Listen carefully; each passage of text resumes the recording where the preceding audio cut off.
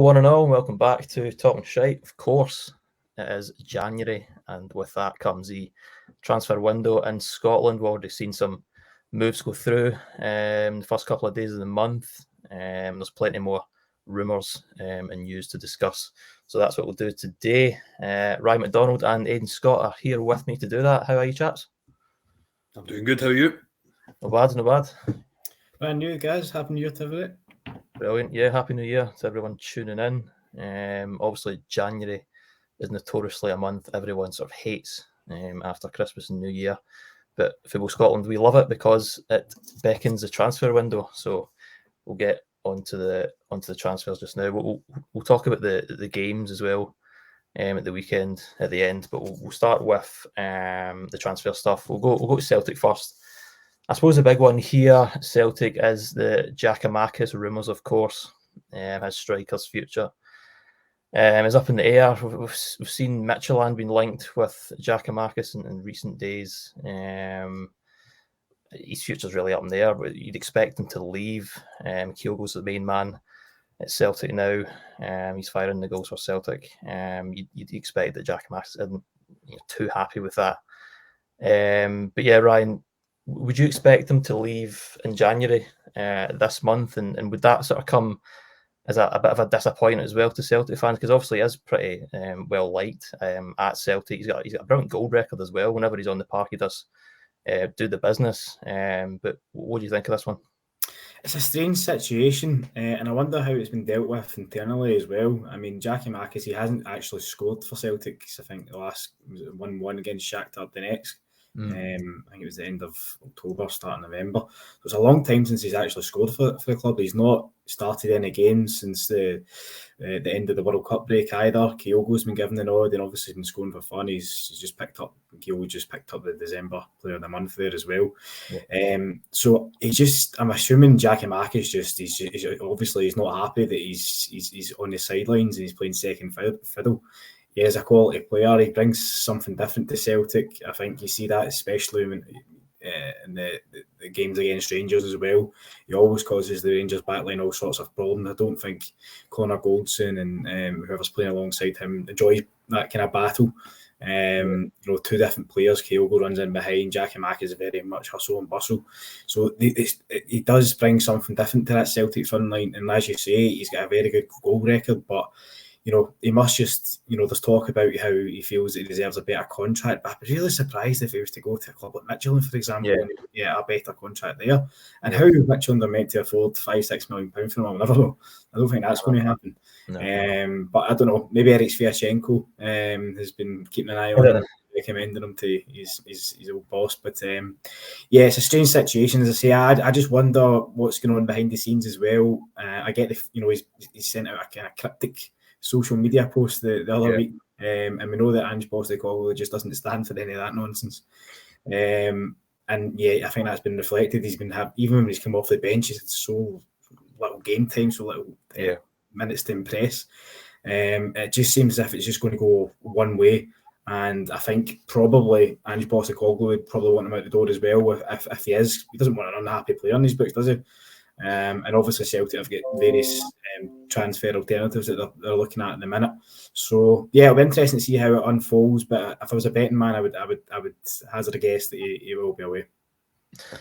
Yeah, and as we say there, his goal record is pretty good at Celtic. But over the last maybe couple of months or so, his action has been limited on the park.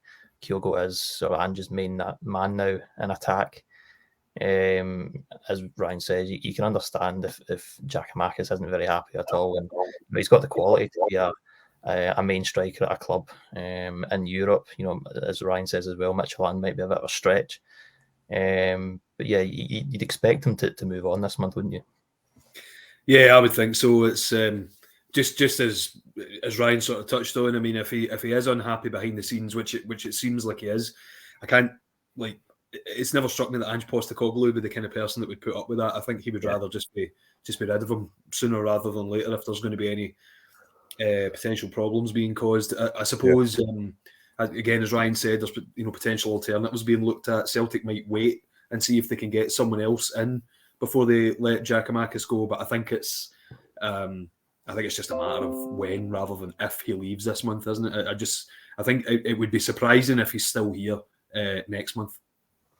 Yeah, without a doubt. Okay, we'll go to Ibrox now. It's been relatively quiet over there. Michael Beale did sort of hint recently that there might not be too much going on. Obviously that was to the press, so things might be different behind the scenes. But he was saying that they won't be rushing into things or panic buying this month. Obviously, we've heard sort of Rangers were keen on the Wolves defender Dion Sanderson. He's currently on loan at Birmingham actually just now. A centre back, but we reported a couple of days ago that one might be sort of unlikely now, but we'll see over the next month or so.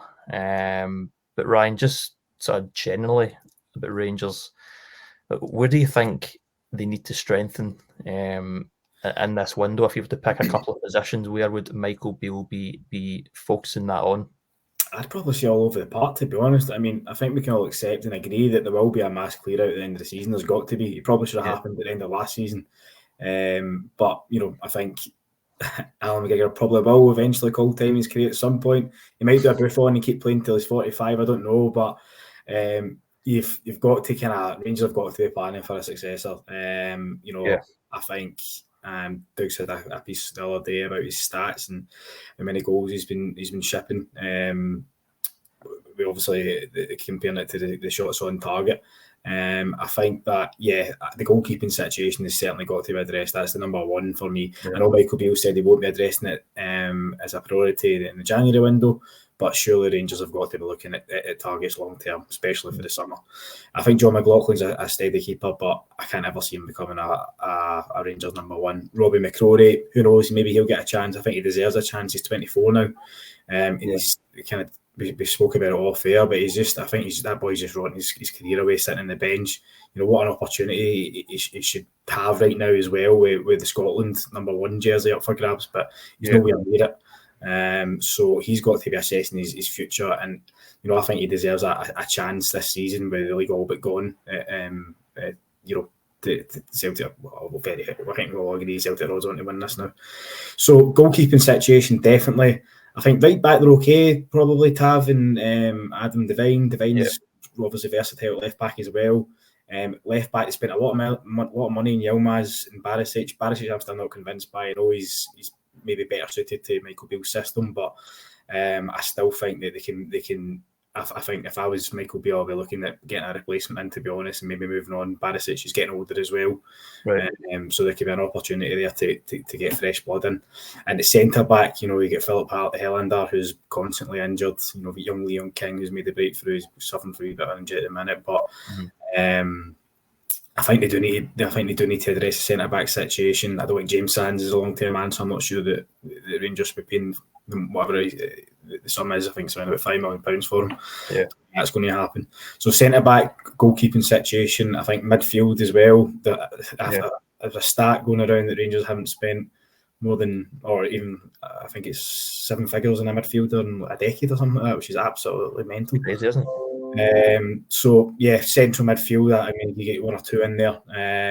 Wingers as well. They've been desperately lacking a right winger for as long as I can remember. And then striker as well, because you don't know what's going to happen. Morelos, Kemar's constantly injured. Yep. Antonio Kolak, where does he fit in? He's hardly had a sniff, albeit he's been injured. So there's question marks all over that apart from probably right back.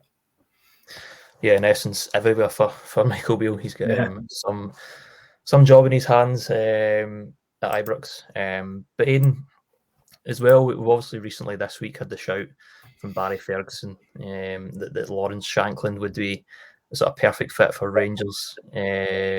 Of course, obviously, James McFadden last night, when the open goal episode was released, he was quoted saying that there'd be absolutely no chance that Hearts would sell at all at this moment in time. It'd be really difficult to prize him away from Gorgie. I suppose it was more of a sort of recommendation from Barry Ferguson. But could you ever see that one happening in the future, even if it was maybe this summer? Because the Rangers would have to fork out quite a lot of money, I'd imagine. I think it would take quite a bit of money to get Shankland away from Hearts. I know that Shankland in the past has been quite open about his sort of support for Rangers. I know that. So I'm sure maybe personally it would be something he would like to do in future. But I couldn't even see it happening this summer. I think if he ever did go to Rangers, it's probably a year or two down the line, you know. I mean, I think he's obviously he's absolutely flying at Hearts at the moment. Was he joint top goal scorer in the league now? Yeah. I think there would be uproar from Hearts fans if they let him go to Rangers or you know, to Celtic or anybody else in Scotland. I think they would be absolutely furious if that was to happen.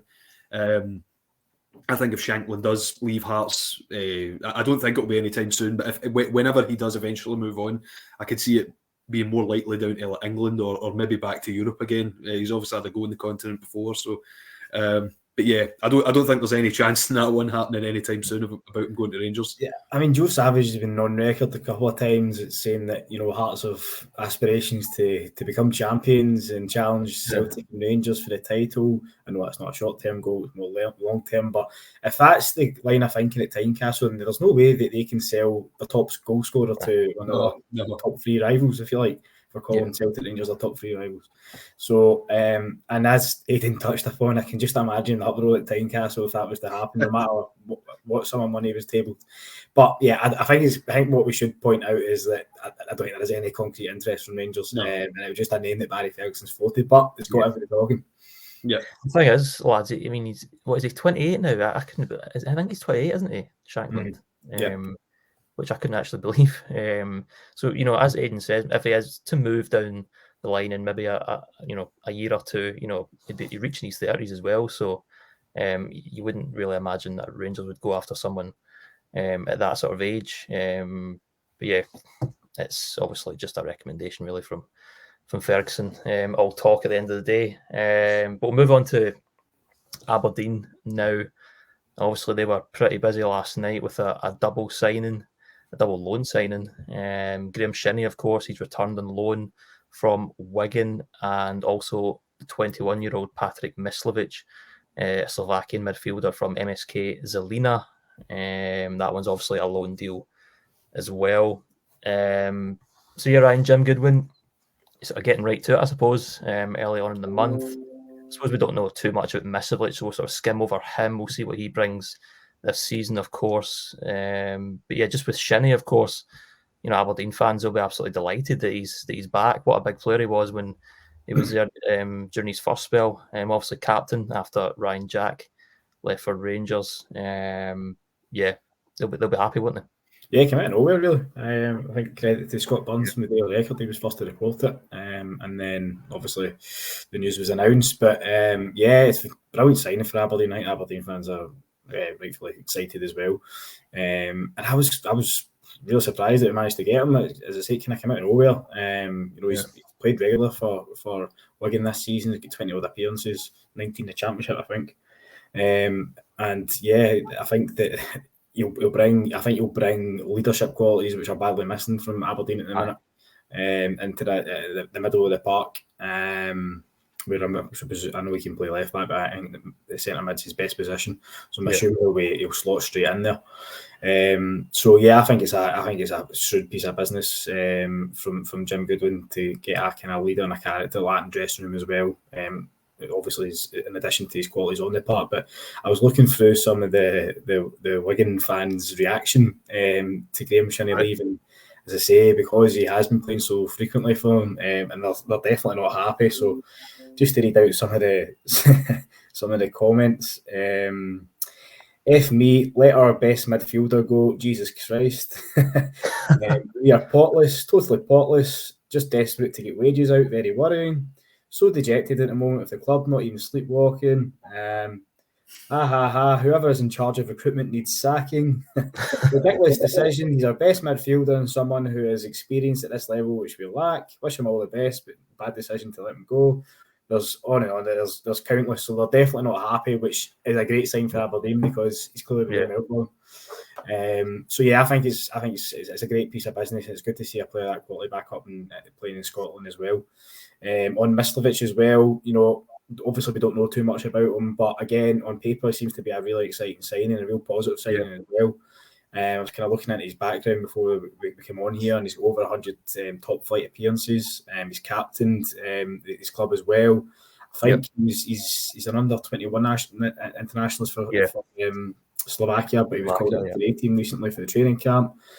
His stats as well, he's got 4 goals, 3 assists in 21 games this season. So I think he'll offer another attacking dynamic to the Aberdeen front line. But I think defence is where the real issue is, to be honest. So we'll be interested to see who's the next signing that comes through the door. Yeah, as you say, Ryan, defensively, I sort of noticed that when Kilmarnock played Aberdeen at Rugby Park a week or two ago.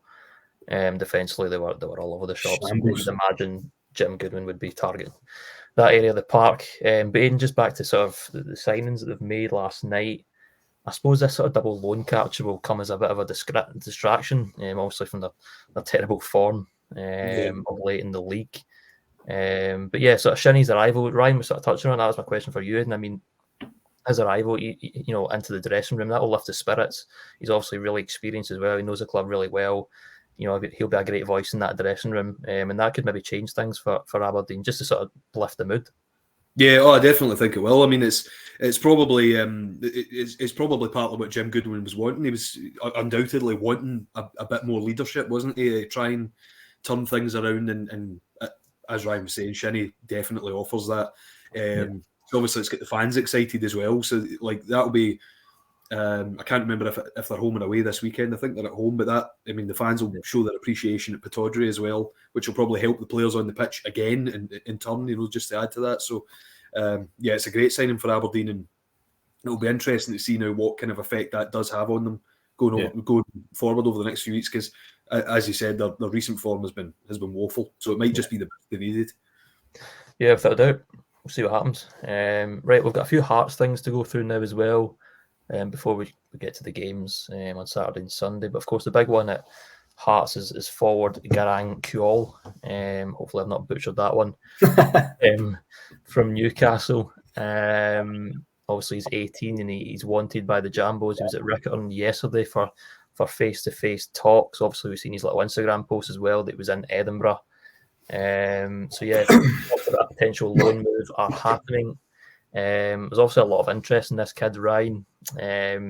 He's been touted as a sort of wonder kid as well, even before his move to Newcastle, which was obviously very recently from Central Coast Mariners in Australia.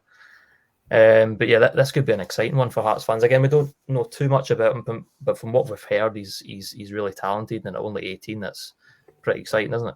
Yeah, it seems to be a really exciting signing. I think he's played 19 games for Central Coast Mariners, so he's not got a lot of first team experience, but he's only 18. Yeah. And he's got 3 caps for Australia. I think he was the youngest player since Pele to play a World Cup knockout game when he came off the bench. So that's quite an accolade to have at 18. So I'm not sure how much influence Eddie Howe will have had in his signing, to be honest, bringing him to Newcastle. I think that's probably one for the kind of development team. Yeah. That have scouted him and brought him in. So I'm, Eddie Howe saying, he's going to be heading out and loan to get first team experience. He's not going to be anywhere in the Newcastle squad. But regardless, is if a club at Newcastle think that he's spotted potential in him, then he's obviously must be an exciting talent. And from going from what I've just said there, he definitely sounds as if he's going to be a top player in the future. So I think Reading are one of the clubs that have been linked with him as well. So although he was up in Edinburgh yesterday, it's far from a done deal. I think Robin Nielsen even said that as well. It's still very early stages. I think it was more a case of Hearts trying to kind of give him the VIP treatment and just show him what the club's all about and try and kind of convince him to sign. So I don't think that this one's imminent, but if Hearts can get it over the line, then I'm sure the fans will be really excited to see him in the maroon jersey. So he's obviously got plenty of kind of players that he will help him settle in quickly as well. Obviously, the Australian players, there's three of them at the Team Castle now, Rills and Devlin and Atkinson. So I think it could be a really exciting signing for Hearts. Yeah, definitely. And Aidan, Robbie Nielsen has said in the last few days, I think that a centre back is probably his priority this month in the window. But we know, of course, he's in for Callum Patterson. Obviously, that was a Football Scotland exclusive a few weeks ago. Of course, he's an ex-Jambo. He's been good form as well for Sheffield Wednesday over the last few weeks or so. I think at the start of the season he wasn't getting much game time at all, but he's really come into the side now and he's doing pretty well. What do you make of this one? I mean, it's, you know, if that one comes through as well for Nielsen, it's a really strong option for him, isn't it? Oh yeah, it will be. I mean, I'm sure that the Hearts fans would be delighted to see him back at the club as well. I mean, he's been away, what is it, about 4 or 5 years or something like that. But yeah, 5 years. Yeah. Yeah, I mean, he's obviously, you know, quite well documented. He's shown that versatility since he's been down there in terms of where he can play on the pitch as well. Yeah. So I suppose he can provide multiple options for Nielsen in that regard if he comes back. But yeah, I mean, obviously with the injury to Craig Halkett again, I think I can see why Hearts are prioritising the centre back, because I know they've struggled in that area of the pitch even apart from Halkett this season. So yeah, to bring some, even if it isn't Patterson, I know that there's a potential difficulty over that now as well, just because he has been, you know, just over the last few weeks, he seems to be getting pretty regular game time again in the Sheffield Wednesday team. So we'll probably need to wait and see how that one actually pans out. But certainly, if it was to be him, I'm sure Hearts fans, as I said, would be delighted to see him back at the club, and probably like Shinnie at Aberdeen. It's another wee boost in terms of just having another sort of character in the dressing room again, isn't it? So, yeah, it would be sort of positives all around, I would imagine, for Hearts if they were able to get him back. But, yeah, as I said, it looks like one will maybe need to wait and see how it actually pans out now. Yeah, there's plenty of time in the month for that to happen. And, of course, it's the same with Kuhl as well. So, as always, we'll be across the month. All right, we'll go to the Premiership games now. Obviously, there's plenty of matches to look forward to, as always, this weekend. I suppose we'll just do some quite fast score predictions and a wee bit about the games as well. So Celtic Kelly first. I'll be hiding behind the sofa for this one tomorrow. Nice to say. No changes there, guys. I know. But yeah. It's a double whammy as well for you, isn't it? That's it. It's the Cup very soon as well. In fact, it's only next weekend. Next weekend, yep. Yeah, so they could be in a hiding for nothing. 2 weeks in the trot. But yeah, Ryan, I suppose a big win for Celtic is on the cards. You'd expect them to win this one, wouldn't you? Yeah, if Kamara can get in the game, a massive upset. I think for Celtic, what was there, 18 games to go now. If they were to drop points after Kyogo saved them on Monday against Rangers, it would be a major shock, and it would give Rangers a massive opportunity at Tannadice on Sunday. So yeah, I can't see Celtic dropping any points at home to Kelly. So yeah, I'm expecting a comfortable win, maybe 3 or 4 goals in it. Aidan, you on the same page? Yeah, I'm the same boat. I just think, especially given that Kyogo had to sort of get that very late equaliser, I'd imagine that Postecoglou probably went through the players in the day or two after that. So I could see it being a sort of big reply this weekend, tomorrow, from the players, and I could see it maybe being like 3-0 or something like that. I will caveat that by saying, though, that Kamara have reached some decent form. I think they're unbeaten in the last 3 games. Yeah. So it won't be and Derek McInnes, he'll set up defensively as well. I'm sure he'll sit in, try and frustrate Celtic, hold the game goalless or maybe a goal in it for as long as he can, and chance luck towards the end. But yeah, I think Celtic will throw that game plan out the window and win convincingly. Yeah, unfortunately. But yeah, St Mirren Hearts now as well. That's tomorrow. That's a really, really tasty one, actually. 2 teams in good form. Aidan, what do you think? I think Hearts will probably win this one, although I think it'll be tight. I know St Mirren, I think, have had quite a few draws recently, haven't they? Yeah. I'm sorry, messing up my speech there. Whereas Hearts are just sort of hitting a good run of form at the moment. So I could see it being maybe 2-1 Hearts. As I say, I could see it being quite close, but I think they will ultimately get the win. Ryan, what do you think? Think Hearts will win as well? No, I think it'll be a draw, to be honest. I think Paisley is always a really, really tricky venue to go to for any team. That includes Celtic, Rangers, Hearts, Hibs, the bigger teams as well, Aberdeen. I think it'll be a draw. I know St Mirren are undefeated and Hearts are undefeated in the last 5 games, and St Mirren, as Aidan correctly says, have had a few draws in there, and I think it'll be another kind of sticky game. So, yeah, I think they'll be sharing the spoils. Okay. Aberdeen, St Johnstone. I suppose the Saints have seen a bit of resurgence of late under Callum Davidson. As we spoke about before, that can't be said of the Dons of late. Ryan, what's your thoughts on this one at Pittodrie?